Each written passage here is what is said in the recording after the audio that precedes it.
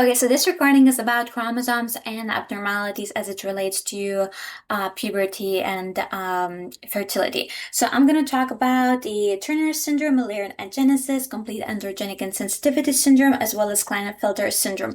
So to effectively think about these ones and differentiate between them, it is helpful to think them as on a spectrum. So I kind of draw this line. I have 46 chromosomes. That's like our happy land. That's going to be our main point, first of all. And then we have 45 chromosomes and 47.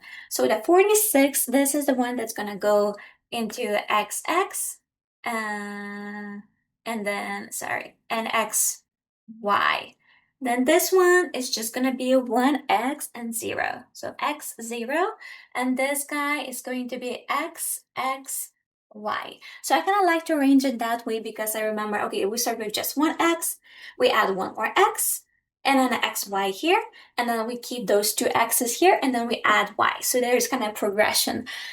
And then, so the first one, this guy is going to be called Turner syndrome. Turner syndrome. This guy, as it relates to abnormalities, that's going to be Mullerian agenesis. Mullerian agenesis. And then this one, that's going to be complete androgenic insensitivity syndrome. I'm just going to write CAIS. And this going to be Klinefelter syndrome. Okay, so now how to remember which one goes and what's like related to each specifically. I kind of think Turner syndrome, I'm looking at the 0 and I'm remembering that there's going to be lots of turns here. Lots of turns. So the presentation for the lots of turns, we know it's going to be webbed neck in this person. What else we will see? Again, I'm thinking about this little turn situation. So I'm thinking short stature, because if you're turning so many times, then you're going to become short. And again, this oval number reminds me of ovaries. So the ovary is going to be streak ovaries. Ovaries, okay? And then these people, they will also have uterus. Uterus will be present. Okay? And these guys, unfortunately, because this is X0, so no breast. No breast. They won't have breasts. So the X here, it means no breast. Okay, so one more time, 45 turners think you're turning so many times, so you become webbed, and also you have short stature, and your ovaries will be ovaries, this guy, it's gonna be streak, okay? So now, as we think about the XX, the Mullerian agenesis, and complete androgenic insensitivity, both of these guys will have primary amenorrhea. And both of these guys will have normal breasts.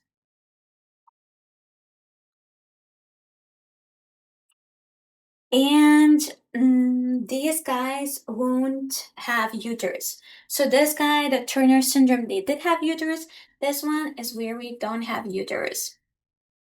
And the key differentiating thing between the Mullerian agenesis and complete androgenic insensitivity syndrome is that the complete androgenic insensitivity syndrome will have no pubic hair. So this guy, no pubic hair. I don't know if you can see that, but no pubic hair. This guy, Mullerian agenesis, pubic hair is going to be present. Pubic hair present, no pubic hair. And then what is important to remember here is that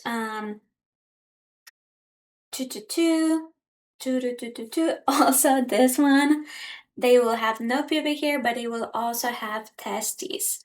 So these will have testes, which typically gonna be abdominal or inguinal. So you will do an ultrasound and you will find them that way, okay? And then the interesting thing is that these guys here, they will have a female phenotype, okay? Now, 47 XXY, the Klinefelter syndrome. The first thing that I'm thinking about this one, is that this is going to be very much the opposite of the Turner syndrome. So if Turner syndrome, these people were short, these guys will be tall, right?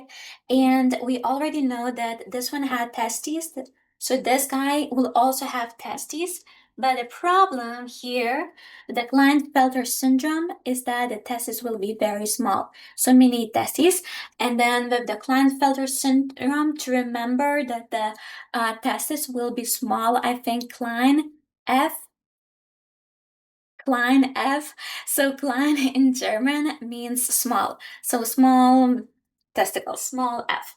So testes will be small, mini testicles, okay? So these people will also have issues with fertility. So infertility, okay? And these ones, again, this is like a spectrum. So no uterus and no ovaries. No uterus, no ovaries, and these people will have male phenotype. So they will look like a guy. Alrighty, so an important thing here too, okay, as I said, there's gonna be normal breasts for both, primary amenorrhea, no uterus, but the differentiating factor is gonna be the pubic hair. So we know that pubic hair is going to be present with the Mullerian agenesis, not present with the CIS. And then when we think about the Turner and the Klinefelter, think these guys will have small testes, they will be tall, and these Turners, they turn so many times, so they will be short, they won't have testes, they have uterus, and they will not have breasts. So just remember the spectrum. It's very helpful to think about these genetical disorders.